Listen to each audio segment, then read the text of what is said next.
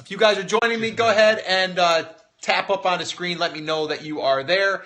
I've got my good friend Dom Sugar and Chris Schaefer. It is not Friday, but we are doing a little, we're not even going to call it the Power Hour. We're just going to talk today a little bit about Black Friday that's coming up and what to expect afterwards and all that stuff. So I'm going to go ahead and put you guys on the tripod here real quick. And let's see if we can get these guys in view. It looks like we can. Cool. And then, Chris, let me just do one thing. Let me know when we're live, Chris. We are live on Facebook. We are live. There it was. There was the official "We are live" on Facebook. Yeah, let's really quickly. I'm going to adjust this screen because I did this last time. Chris, why don't you talk a little bit about what we're going to be talking about? That would be good. Can you do that? Yeah, so before we do that, guys, if you are on Facebook Live with us, let us know in the comments section. The Mr. Yucks, the happy faces, the hearts, all those things are great when we're talking about stuff. But when we're getting kicked off, it always helps us to know that you can hear us. Thumbs up, thumbs down don't really help us with that. So if you can let us know in the comments, that's a great place to start. Scott, I think today we're just going to talk a little bit about Black Friday strategy. Am I right? Yeah, well, we're going to talk a little bit about, the Black Friday, but I guess as far as like... And Cyber Monday, I guess. And Cyber Monday, but we'll also just talk a little bit about, like, this is kind of like the official kickoff of fourth quarter and all that stuff. So I just wanted to hop on. Number one, I wanted to wish everyone a happy Thanksgiving that is celebrating Thanksgiving here tomorrow. And just kind of jump in here and say hello to the TAS Facebook group. You guys should be watching this on Facebook, hopefully. Periscope people, I've got you guys over here. But yeah, I just wanted to kind of just jump in here, and I actually had reached out to you and said I was thinking about just doing one randomly, and we kind of agreed, let's just jump on here and discuss a little bit about Black Friday, and also talk about some people that might be saying, like, well, when does it officially start? Like, what do I expect, now? What do I expect after? And I also want to talk about that sometimes your market doesn't really lend itself to maybe a fourth quarter high sales volume. Maybe yours is first or second quarter. So maybe we can talk about that. So are we up and running in Facebook, Chris? Yes. Okay, cool.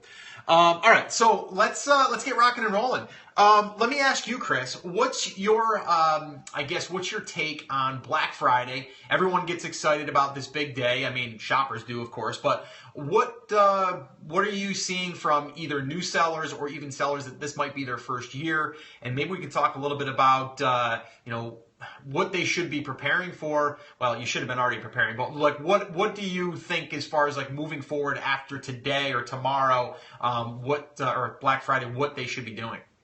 Well, and there's a couple things that roll into this, right? And you and I, both in the big TAS group and inside the private little classroom, have gotten questions all week about, man, my sales are all over the place. Sunday they were really high, today they're really low. What's going on with that? For those of you guys who haven't been selling online or doing anything online, holidays, even smaller holidays like Easter or 4th of July, which again, not a smaller holiday in the US, but all over the place, right? Can lead to traffic that goes way up and way down, and stuff just kind of becomes weird for like 4 or 5 days around a holiday. So with Thanksgiving falling on a Thursday, even probably back to last weekend, you can look and you'll have one day that was really high and then probably a day that was really low, because traffic is not as consistent as it is normally because people are traveling, people are doing different things. So the first thing that I would say is expect sales to be weird, both for good and for bad this week, right? Probably even tomorrow you'll see a very slow day, right? Because tomorrow is Thanksgiving, if I'm not hallucinating, right? Today is Wednesday. Yes, that's true. Tomorrow is Thanksgiving. So I would expect to see a fairly slow sales day tomorrow, with the exception, and I say this because I've seen it the last couple of years, of kitchen and dining, because people realize that they need things when they're cooking stuff. Right. And they go, oh, man, my chef's knife is terrible. I'm not going to do this again at Christmas. A turkey so baster. They jump on Amazon and buy it. And turkey basters. They'll buy it right away just because it's something that they know they're going to need again. But towards the second half of the day, those last two spots that you see in the Amazon Seller app, that 6 p.m. on spot, I think you'll see sales start to pick back up because people wake up from their turkey naps and they jump online to start checking out some of the Black Friday deals. Tomorrow, I would say is going to be weird like that. Friday is going to be a mixed bag for people. I think if you have a very giftable product, that you'll start to see sales pick up. If you're much more of a product that someone would buy just for themselves, you're not typically going to see increased sales on Black Friday. Doesn't mean it's not going to happen because traffic on the site is larger overall. But I wouldn't expect to have a blowout day tomorrow, right? Right. Monday is going to be kind of the same thing, right? You have Cyber Monday, and Amazon and most of the stuff online is focused around Monday and not Friday. So Monday is going to be another one of those days that's going to be kind of weird, but I would expect to see increased sales and massively increased traffic on Monday throughout the whole day as well. I don't know. What are your thoughts on that, Scott and Don? Well, Don, why don't you go ahead and chime in there? You've been through a few of these Black Fridays. Yeah, I mean, it's the same for me, even though we're from Canada. We actually get the luxury of having 2 of these days. So we can take advantage of Black Friday, and being from Canada, we have Boxing Day, which is the day after Christmas. So we actually get 2 of these. So that's a good part. I always find that even this week, the same thing. Every year we'll trend up actually the first couple of days. We're probably trending in 20-25% extra sales this week already. So and then Easter, the holiday is dead, completely dead. You do about 50% of what you usually do, and of course the next days you'll even start selling at 2 o'clock in the morning, 3 o'clock, because a lot of people, the sales start at maybe midnight. The bigger box stores actually, I think U.S. you can start lining up at 8 in the afternoon or 6 in the afternoon, right? Because they open at 8 o'clock, 10 o'clock, even though it's Easter. So depends what it is. I mean, sales overall are really good. It's really good for first-time sellers or if someone has a first product. It'll help you, with your rankings. It'll move you around. Although if you're a competitive niche, then of course, it's going to be the same type of thing. Overall, I like it. It's good. It's not. We don't live or die by it, right? As far as price points, I don't know if somebody's going to ask about that. Yeah. When we first start a launch product, if it's a brand new launch product, which I have about 4 new products that just came in a couple of weeks ago, we might lower the price to get some competition going and stuff. But all our older SKUs, we pretty well leave the same. I mean, they're not really looking for our products. We'll sell a lot of stuff, but it's not. We're not selling big screen TVs or Xbox 3s. So right. You know what I found interesting this year. I just seen an advertisement on Target, and they were advertising that they will not be opening on Thanksgiving Day. Probably going to open 12:01, but they're making it though. They want you to spend time with your family, and I thought it was an interesting play because I have said that I'm like, what. Every year it gets a little earlier. People are cutting out on Thanksgiving dinner because they don't want to miss the deal and the sale and all this stuff.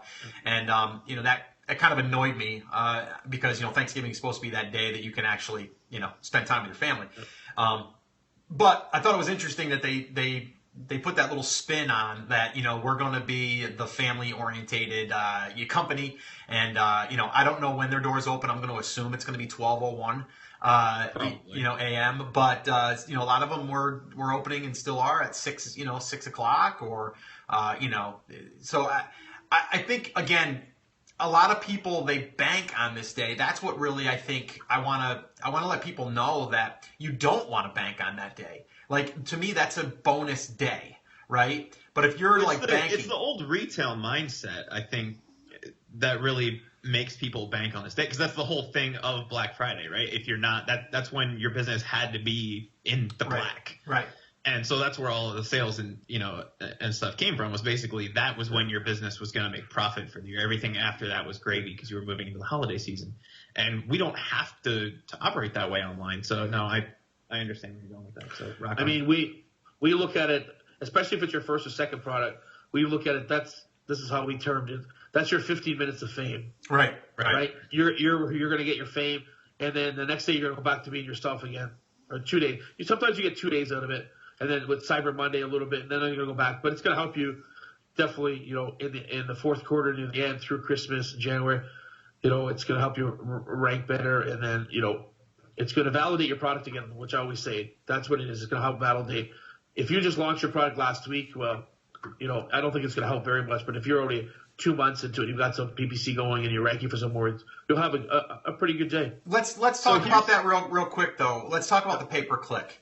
What should people do with pay-per-click like right now? Like, should we pause it? Should we continue to advertise it? I mean, I get that question a lot, and that's why I'm asking it. Like, what's your thoughts on that, Dom? Well, we will keep our same budget, and once it's gone, it's gone. So a budget that might last from 10 in the morning till, or 8 in the morning till 10 at night or a full day, usually that day it'll last about 4 hours. Uh-huh. Right. So we'll kind of time it for that day. We usually won't put our PPC on until maybe 11 o'clock, 10 o'clock, and then maybe 9 o'clock till it'll be out by 1 o'clock, 2 o'clock. So that's the majority of the sales. That's where all the hype is, right? Is there for those first 4, 5, 6 hours. Yep. And that's it. We don't turn it all off. Now, in some competitive space, we might turn off some keywords so you don't keep hitting on it a million times, because that's what's going to happen. If you're selling garlic press, there's going to be 1,000 people a minute typing in garlic press. So you might as well just turn that keyword off. Let all the long tail keywords help you. And like I said, and then if you want, some people take the whole campaigns off. They just rely on nothing. If you're already ranking high for all your products, you really don't need PPC that day. You're just kind of wasting money, because people just they're going to be a lot of price comparing that day. That's what I don't like about it. Oh, it's $12.99. Oh, I see it for $16.99. Oh, I see it for $8.99. In and out, and then it's a totally crazy day. I'm going to be honest, and I want to get your guys' opinion on this, because Scott, we've gotten the PPC question, and I've also seen a bunch of questions about pricing. I don't really do anything for Black Friday or Cyber Monday, to be honest with you. One, it's not – Amazon is a different animal, right? If I had my own retail store, I'd be trying to get people in the door. But most of your sales, even on a Black Friday or Cyber Monday, are going to come from organic search traffic, right? If you're well ranked, or PPC if you're just getting started. Yep. So I don't know that you necessarily have to do anything. I don't even change my price. Do you guys play with prices at all? No, I have not done that. And that's a great question, because a lot of people will ask that. To me, the way I look at it is there's more traffic there that day, right? So they're driving traffic to that platform and into that channel. And if you're there, you're going to pick up additional sales. Now, if I was trying to rank a product out of the gate, then I would probably lower my price so I get more of those sales. That would be a strategy that, hey, you know what, let's lower that price while the traffic is there, and obviously we're going to pick up more sales. But again, I mean, you got to kind of use your own head on that. I mean, if you're trying to rank your product and you're not currently ranking, that high, well, then yeah, what do you have to lose? I mean, if you're doing a giveaway, you're going to be doing the same thing. So why not just lower the price? Yeah. So would you do that? And Angie on Facebook is kind of asking about promos. Sure. So 2-part question: would you lower your price rather than doing a percentage off coupon to people? And the answer to that is probably yes. If what you're trying to do is massively ramp up sales, then I would probably adjust price rather than doing a promo coupon, because you're going to get in front of just as many people, but more people are going to be price sensitive than normal on times like Black Friday or Cyber Monday. But the other thing that she brings up is BOGOs for organic rank, and we kind of touched on this last week. And I just want to get your guys' thoughts. If a person is buying more than one unit in the same transaction, does that help you more, less, or the same, speculatively, in your opinion, than 2 people buying 1 unit? Does that question make sense? Yeah, no, it makes sense. Yeah. Well, go ahead. No, go ahead. I mean, in the retail world, that's called UPT, units per transaction, right? All companies have a UPT of 1.5. They want you to hit 1.5. The realistic is usually about 1.2, 1.3. So that brings your average sale up. So either way, it doesn't work. I'd rather have somebody buy 2 at once than I would 2 people. But again, you're going to get way more people buying 1 item than there are 2. That's just but the way it is. Do you think if you do a buy one get one off, that would help your organic rank more than just doing, say, 50% off, where you're going to get more individuals to buy it? Does that make sense? I honestly, more units per trans. Do you think which do you think has a bigger impact on organic rank? Yeah, higher I don't know how per they transaction or more transaction? Yeah, I'm not 100% sure on how they weigh it, but I would say I wouldn't care. I just want sales. So if one person bought 20 and someone else bought 1 and another person bought 2, I still look at it like overall sales. Now, They may weigh it differently as far as like how they rank that, but I look at it as sales at the end of the day. How many sales were generated through there, and how many are ranked, or how many sales are your competitors doing on page one? You know, that's what I would think. But again, I don't have any hard proof. Well, and I kind of dove into this last week, and I want to get your guys' opinion on this. At least I think I did. I had this conversation. It may not have been on Facebook Live. It may have just been with you, Dom. What we kind of always talk about is your likelihood to sell for that search is what's going to help you rank for that search, right? Which is generally governed by sales. But if you and I both are selling garlic presses, Scott, and 2 people come to my listing and buy, right? That's 100% conversion rate over 2 searches. Mm-hmm. If one person comes to your listing and buys 2 units, that's still only a 100% conversion rate, but it's on 1 search. Right. So to me, I would rather sell a higher number of in terms of if I was trying to boost my rank. Sure. I would rather have more people buy fewer units. Yep. Than fewer people buying more units. And I would too in a perfect world. But if someone else was going to buy 10 and someone else was going to buy 1 and 2 and here, you know, all these different numbers, I don't really care. I would still look at, like, I think that they would still show that 10 units were sold, but I get what you're saying. Yeah. The unique, the unique person is adding to the overall conversion rate, which then Amazon also puts into their algorithm. Right. So if it's based more on conversion rate, that's where I would get. But I think it boils down to, I'm kind of on the same page with you here, Scott. I just want to move them. Yeah. I wouldn't necessarily do a BOGO. And Dom, you and I had a little bit of a conversation about this. I would probably just reduce my price 50%. Listen, because you're going to get more people, and there's no coupon code involved. My take on it is this. If you have one product, you can do that. If you have a lot of ASINs and SKUs, you're going to go do promos for all your SKUs and ASINs. I mean, I know you could do your whole catalog, but what if you don't want to give 50% off all your catalog? Easiest way is lowers your price if you want. Even I don't even do that because I don't want to be there for an hour and a half changing all my prices and have to change them back, later. So BOGO is good, but I don't think you need to. You just have to lower your price and allow them to do it that way. And even if you did a BOGO, you're telling a person, okay, I want you to pay full price for the first one and only half for the second one. Right? Rather saying, you know what, you're just buy one at half price. Mm-hmm. Right. So, like, you're getting a sale for sure. And just the way it is. I've tested this technique even in our events department and stuff like that, and our events division outside. No matter how big a sign you put, buy one, get one free, or 80% off, people sometimes just don't pay attention. Mm-hmm. How much is your product? So I'll see people checking out, and we've got something that we're working on, right, Chris and Scott? Yep. What we're doing now. Mm-hmm. That product there, which is on fire, we got a coupon code that says take 20% off the accessory that goes with it. Mm-hmm. I see people. Out of every fifth sale, somebody's buying the accessory. Nobody's using the coupon. Mm-hmm. They just don't look for it. Mm. They don't know where to look for it. Yeah. So you know what I'm saying? So yeah. And I'm talking every one. Yep. There maybe is like 5 out of the 5 or 6 of them. Which is awesome. Now, Don, and you and I, this actually might be a good place to have this conversation. We're not derailing it too much from Black Friday because we're talking about promos. What are your thoughts, Dom, on mentioning that promotion in an image? Because Amazon kind of buries those promotions. Yep. Even when you have the add both to cart button, which you do on that promo because people buy those so frequently together. Right.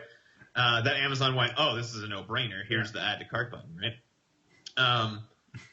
Do you think that you would see a higher number of people buying both and using that promo code? Yeah, you might. Again, you're asking the person to look at the thing and write the code down. Like you're talking about like your second picture, third picture, put a promotion in there. Is that what you're saying? Like, instead of having and again, you don't have to use a promo code if you're doing something like that. You could do it. What is it? Just with no code. No code required. I think is what it's called.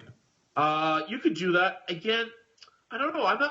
We don't do a lot of that stuff. Again, the only way the bottom codes work is if you have like 30 of them. Where you see it when it's like this big, you're like, oh my God, look at all the codes here. And then that's overwhelming. I see a lot of people doing it, TASers or old school guys inside their stuff, but the majority of the companies don't do it. You don't see the big companies. You will never see Sony doing it. They don't put codes in their pictures and stuff like that. So I don't know. I have no idea. I have a mixed feeling about that. Once you start getting to a lot of SKUs and ASINs, it's difficult to control all that stuff. You got to keep changing your promos, and maybe you don't want to give that out this week, so you have to change it. And now I think that would come down to like the more popular products that you might do that with, or the products that you want to push. Yeah.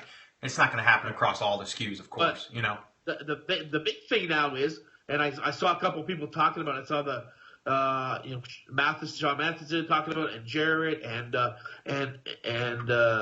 Armstrong in the TSA breakthrough group. Everyone's worried about the percentage off now. Mm-hmm. So you put, even if you want to get 60% off, they put 100 in their cart, they get 60% off the whole cart. Unless you set max order quantity. Yes, which you can't manually do it. You have to do it through an IT. You can do it one of three ways. Yeah. You can do it in the listing. Some categories do let you do it under the vital info tab of the listing. Okay. Some categories let you do it via the inventory file, which is the flat file. If you can't find it in your category, you can do it through the API, which I know the Feedback Genius guys came out with a free app for it, and there's a couple other ones that have been floating around with those. And so you can do it via the API, and if you want to make sure that somebody can only buy one at 60% off, that's how you have to do that. Yeah. Instead of them putting a button that says, okay, 50% off this item, can only buy up to 2. Right. You put the button up to, like, how hard would that be? I'm not going to do no flat files. I'm not doing flat files or API. It's just like, come on, I'm pushing through product. I don't have time to do all that stuff. If I want to get 50%, I want it done right away. And a lot of people are concerned because now that even adds to more. And they did it on purpose, obviously. Maybe they didn't think through it. I'm sure as thousands of Amazon sellers go and start complaining about it, they'll change it next week or something. But it won't be changed for tomorrow. So, I just wanted to bring that point up. So if anybody does promos, make sure you remember that, because you might wake up with no inventory tomorrow. And I guess the question is, I guess it's not really a question, but my point is, if you're worried about that, you can do a couple things, right? Set it to a percentage where you don't care. That's right. Yeah. Right? If somebody wants to try to buy out my inventory at 25% off, please do. Right? At 30% off, please do. I'm going to make a couple bucks on every unit. Yeah, I'm not going to make my 10, but I'm still going to make 3 or 4. And guess what? You just subsidized a larger order the next time around, so I'm actually making more than that. Right. That doesn't bother me. What I wouldn't do is just do a blanket 80% off on Friday or Monday. Yeah. You would have it? Yeah. Right. No. And you're just gonna blow it out. Yep. Especially if your competitors know you're doing that, they're just going to buy everything off you so they can sell their stuff on Black Friday. Yeah, exactly. All right, let's move past Black Friday because we're already there almost. All right, so we've got tomorrow's Thanksgiving, the following day is Black Friday. That's when the official kickoff is. Dom, do you find that the kickoff is really Black Friday, or do you think that fourth quarter sales happen before Black Friday? Or do you think it really starts to ramp up after Black Friday? Is that when everybody kind of gets geared up? Yeah, the statement will be that after Cyber Monday, you're going to be doing consistent sales all the way through. Again, I always find the week of Black Friday, my sales will start growing 15 to 20, 25%, except for on the day, except for on Thanksgiving. Sure. So, right. So they grow, and that's – yeah, exactly. Crazy. Yeah, exactly. Christmas isn't even like that. Yeah. Unless you have a really special product that somebody needs on Thanksgiving, which they wouldn't buy anyways because they're not going to get it for 2 days. Right. But, unless they have Prime now. Oh, that's true. Or they have a droid driving them to their house, I guess. I don't know. But, I mean, you get 2 hits. You get you get the Amazon Black Friday, and you get the Cyber Monday, and then after that, it's pretty good. You just hope you don't run out. Now let's take it up to when is the fourth quarter? When does it kind of fall off? When is the deadline? Is it halfway into January? Well, yeah. But I'm saying if people want to get it before Christmas, I think last year the cutoff was I don't know, I want to say the 19th or 20th. Something like that. Yeah, I would say it's about 3 days before Christmas, because they don't want to risk not getting it on Christmas Eve. Now, I'm guilty of that because My family lives in another state. I've ordered stuff up to the 23rd and have it. But my parents also live right next to an Amazon warehouse, so I'm not too worried about it. But, 21st, 22nd is usually where you start to see those sales fall off. But the thing that's interesting is you see a big spike in sales then again after Christmas Day. Right. Exactly. Because people start to get Amazon gift cards. It's not as big, right? So you'll grow 15 to 20% like week over week between now and Christmas if you have a hot selling product for the fourth quarter. Even Christmas Day after 6 o'clock, I find the sales start to come in. And Christmas morning, like Christmas Eve into Christmas morning, you kind of drop off. You don't recover to that same place, but you're still, I would say, 15, 20% above where you are throughout the rest of the year until about the middle of January. You do, exactly. Yeah, and that what I always say, that's gonna, it's gonna tell you what your product's all about, right? It's gonna confirm what your product is selling. If you didn't sell very much through that time, it's either because you just launched it 4 days before Christmas, which that's not giving enough time. But if you launched it 6 months ago and you still don't have sales by January 15th, then you got to reconsider what your product is or your listing. Yeah. And then the fun begins after that, right? You got to start sourcing again. Right. And you have to be careful about the apps, right? I mean, Jungle Scout, we all love, but you got to be careful what you're doing. That's a great point. Christmas stuff. Right? Yeah, I think that's a great point to bring up. Is that, and I've kind of said this before in the past. It's like if you're doing any research like before, make a note of that because, like you just said, numbers are going to be skewed going into fourth quarter and after fourth quarter. So if you're doing product research in January, you just have to take that in consideration. That's where it really comes into looking at camel, and looking back at the history and seeing what the BSR was in July or in I don't know. Doesn't Jungle Scout use a rolling average, though? It does, but still, so, with that in mind, I still feel more comfortable knowing that I'm not looking at the numbers during that or after that. So here's my thoughts on that. I understand, and I'm going to disagree with you a little bit. I understand that you're saying, take it kind of with a grain of salt. Mm-hmm. But because they do use that rolling average, and I don't remember what the time frame is, but I want to say it's like 12 months, right? It is. So what they're doing is they're saying in the last 12 months, this specific BSR sold this many on average across the last 12 months a day. So they're taking Q1, Q2, and Q3 into consideration when they give you that number. So yes, your BSR might be higher, but if you achieved that same BSR, you would be selling that. Does that make sense? Well, it does, but I'm looking at what if that one company doesn't have that 12 months. So yes, you're right. They're looking at the BSR and then they're calculating what the BSR is during that month. But if that company only has 4 months of data, but it doesn't. That company is irrelevant because they're looking at it from the BSR. They're not looking at it from that company. Does that make sense? It does, but that product is going off of that BSR for the sales that they've had through that time. You follow what I'm saying? Like if you're going, you're right. Like if a BSR of 3,000, and we're talking about two different aspects here. I think you're talking about looking at the market as a whole and making sure that they consistently would be around that BSR. Exactly. Versus the sales number, because the sales number I wouldn't worry about nearly as much, right? But take the BSR and track the BSR, which you should be doing any time of the year. But especially in the fourth quarter, because some people are going to have products that sell better in the fourth quarter, right? Just like there's people who sell better over the summer, which is why it's a seasonal. It's a seasonal and trends. But that's why I would go back in camel, even though I know that Jungle Scout is doing a rolling, right? I understand that, but I would still do that back research myself to look at the BSR, look at the history, how long they've been selling, and all that stuff that we've talked about. My point is you should be doing that regardless of when you're sourcing.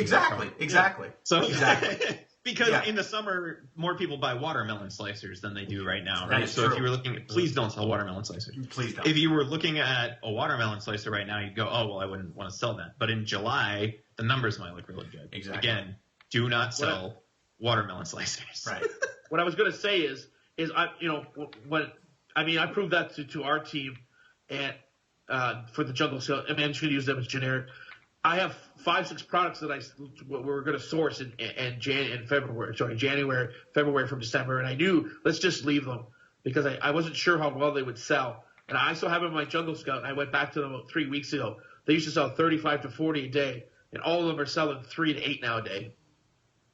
right there. So it's that's how much it's dropped, either because of competition or they didn't change their stuff, or maybe it's a particular product that just sold really good at Christmas time. So there's definitely going to be a drop in their sales, 100%. So that it just depends how much, and that's why I know what you guys are saying. That's why the second half of that product research phase is so important, regardless of when you're sourcing, but especially in hot seasons for certain kinds of products like the summer or back to school or Q4, right? Right. Yeah. You need to go look to validate that not just one product, but that market sells around that volume. No, for sure.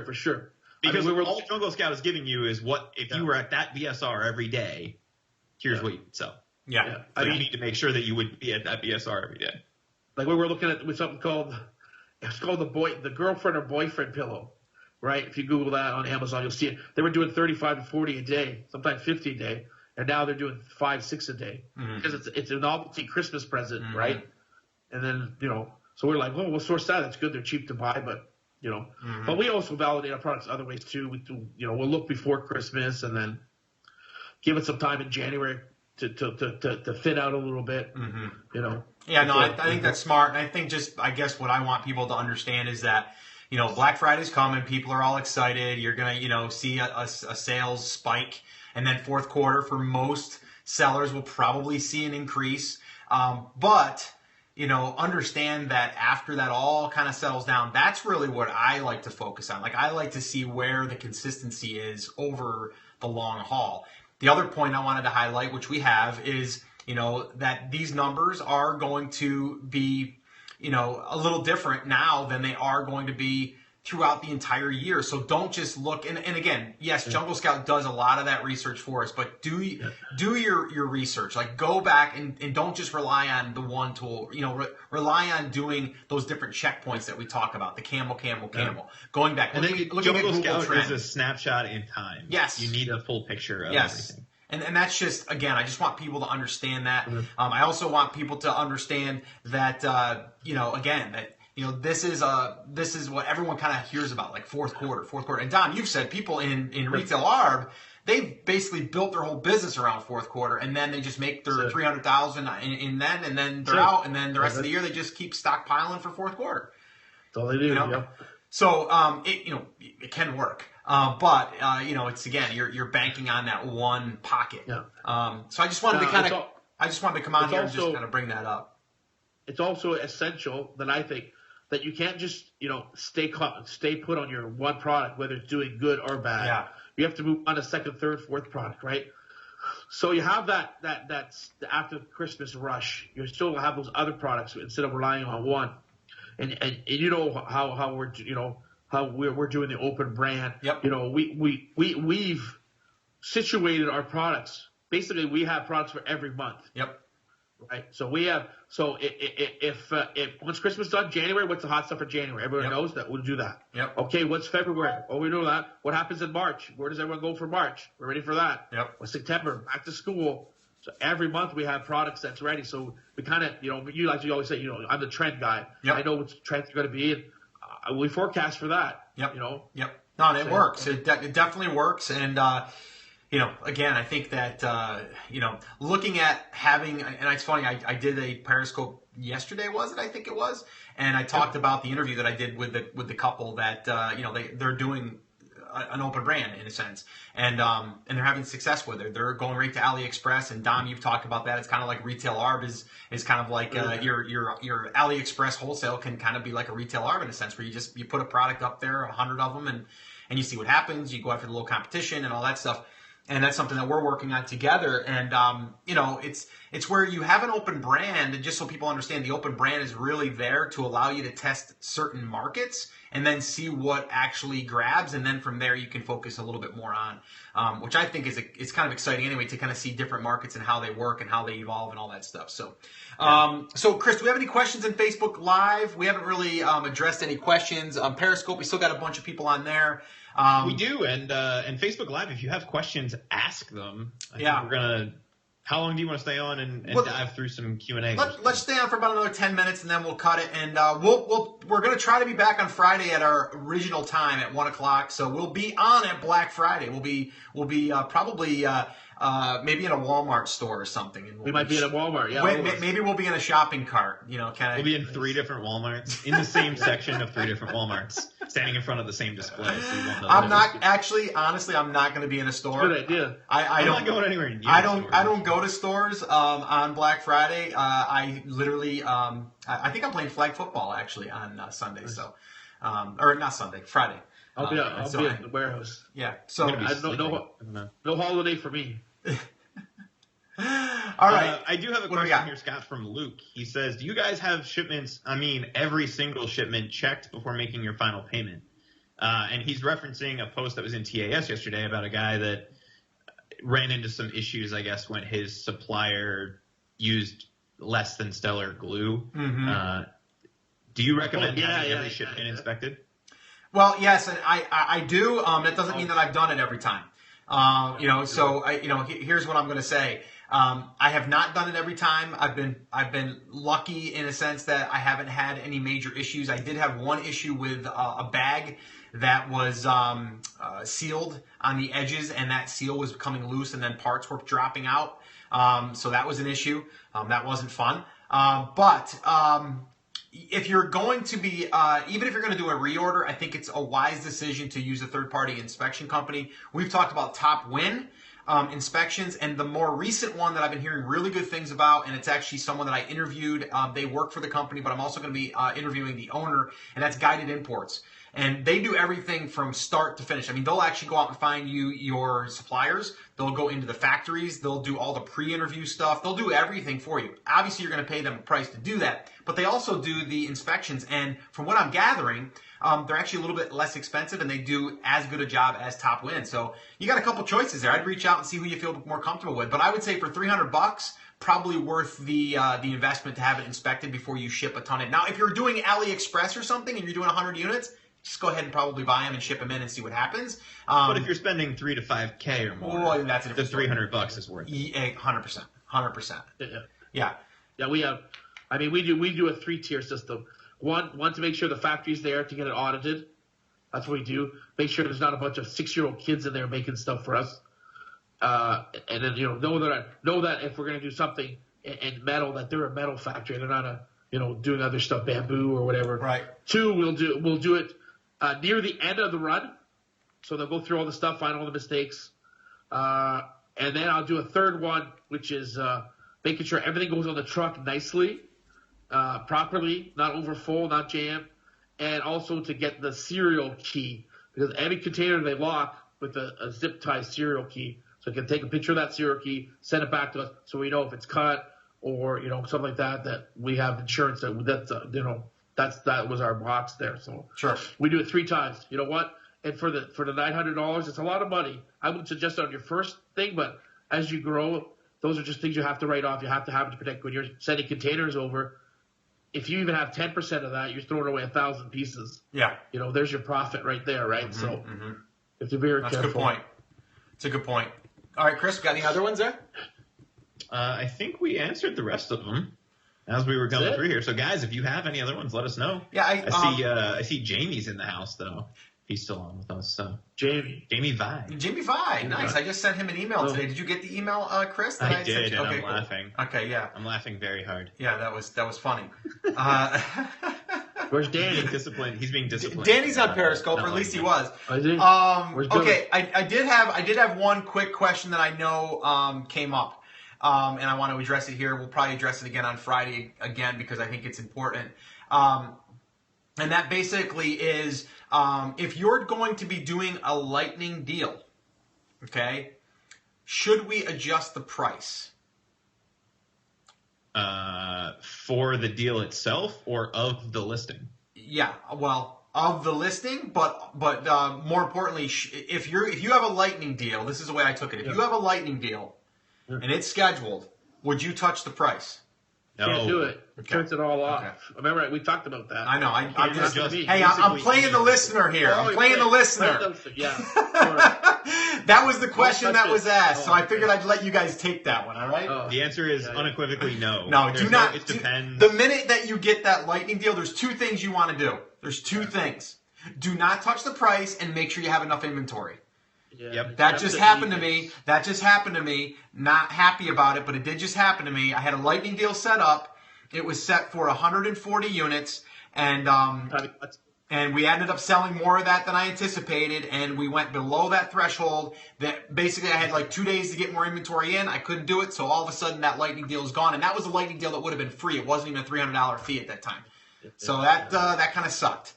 But and that was the product that sold out tremendously well, correct? Yes, that was the first time. Yeah, so that lightning deal was kind of a follow up to the one that you had. Yeah, it was. I think that one there sells for $29.95. Yeah. So I've got about a $12 or a $13 margin on that, or almost $15 actually. Brody, we'll be right with you. I think the UPS guy's here. No, I don't know. So yeah, I mean that's pretty much it, guys. I just wanted to hop on here real quick and let's see. Okay, enhanced content tips. Go back and listen to Power Hour that we just did. Go to YouTube. Friday. Look at the last one that we just did. We talk all about that. Actually, that one there I'm turning into a podcast episode. I just did an edit on that. We're going to actually post that in the schedule for that because it was pretty valuable. We'll be learning more on that as well. Chris, did you have something you wanted to add there? I see something. Yeah, just on enhanced content, if you have it available, check your advertising tab. It's directly underneath, I think it's advertising, promotions, enhanced content. It's like the second thing down that list. If you have it, implement it. It will be a paid feature at some point, but right now it's free. So if we have a listing and we go ahead and we upgrade to that enhanced content, we will never have to pay for that? I'm not saying you'll never have to pay for it, but what the FAQ says is that you will be grandfathered in when it becomes a paid feature. So if you want to change it, they may charge you for it, right, after it moves to paid. But right now it is free, and they're claiming that they will grandfather you in. So there's no reason not to spend the 40 minutes. Yeah. I'm thinking. It's going to take you. I'm just thinking though that they will probably grandfather you in, like you said. You probably will be able to keep what you already have. And then if you want to make major edits or change photos or something. Hey Dom, isn't this starting to look like eBay a little bit?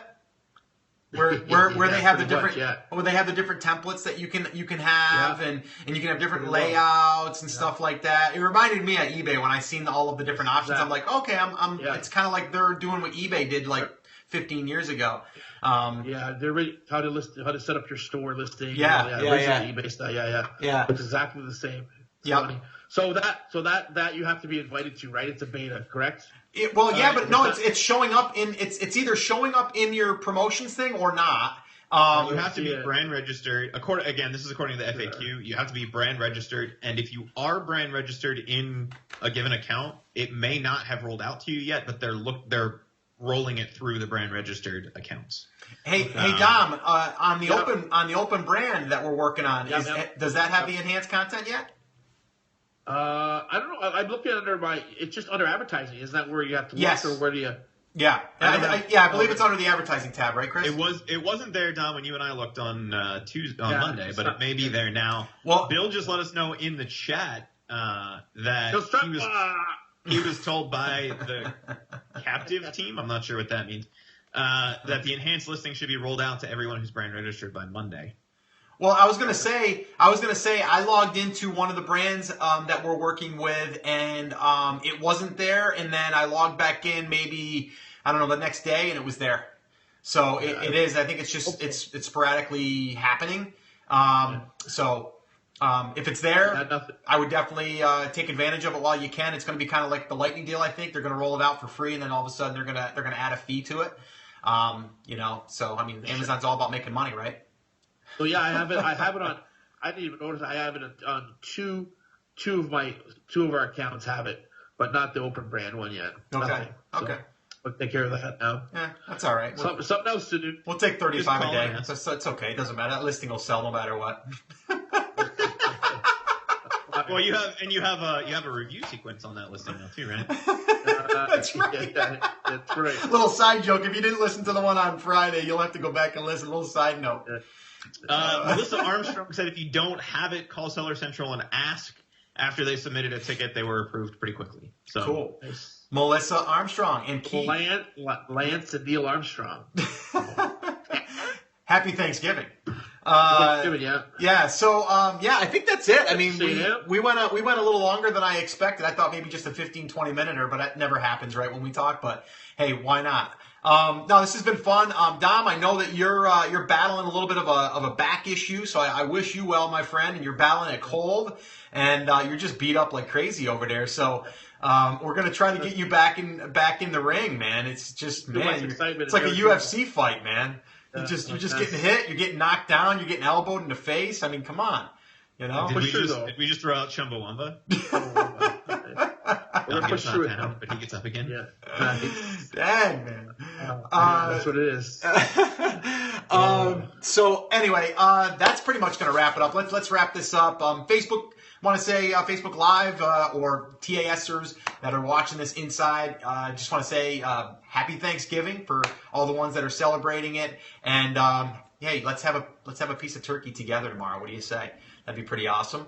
The only thing I'm not liking, I drive through Dunkin' Donuts. You might have seen this in my snaps. They have like a turkey ice cream cake that looks like a turkey, and it looks like it's gravy over top of it. It just sounds foul. I wouldn't even though I know it's not going to taste like gravy, right? But it just looks disgusting. Like what if it did? It would be nasty. Okay, so hang on.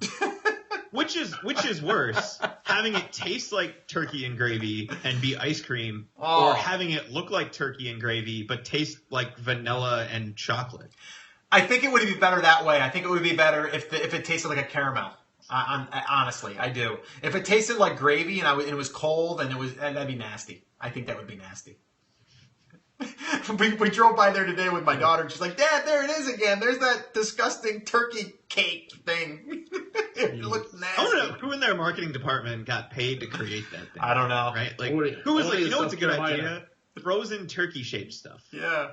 I'll take a turkey leg with ice cream slapped on it. All right, let's wrap this up. Let's let everybody go. I just want to say, everyone, have a safe day, have a safe travels. If you're traveling to meet family, friends, whatever, enjoy yourself. Yes, Black Friday's coming. It's exciting. Fourth quarter's here. It's exciting. But again, understand that we are looking past that. This is just part of selling on Amazon or e-commerce for that matter. So just don't put all your eggs in one basket. That's one thing I want to stress. And enjoy it while it's here, but understand that we want to prepare a lot further down the line. So, Chris, anything else you want to say, Dom, before we wrap this up? Say everybody that's on right now should go home and make a handprint turkey. And if you don't know what that is, your mom clearly was not a preschool teacher. Hanging on the fridge. Or you've never had kids. But that's what I'm going to be doing tomorrow. That's about the extent of my arts and crafts skills. So that's what we're going with. Nice. No, I want to wish everybody a happy Thanksgiving. Take a breather. Take a break. Maybe watch a football game tomorrow. Yeah. It doesn't have to be all work. But, yeah. You got some coming up here for Q4. So take a breather tomorrow a little bit. Have some turkey. Take a nap, maybe 2. I'm going to try to take 2. Yes. Because I don't generally nap or sleep or do anything else. But no, spend a little bit of time with your family. Spend a little bit of time doing something other than work. Relax, rewind, recharge, and go from there. Yeah, and for Friday, come on back. We'll be here at like 1-ish, right? We'll be back at like 1 o'clock. Yeah.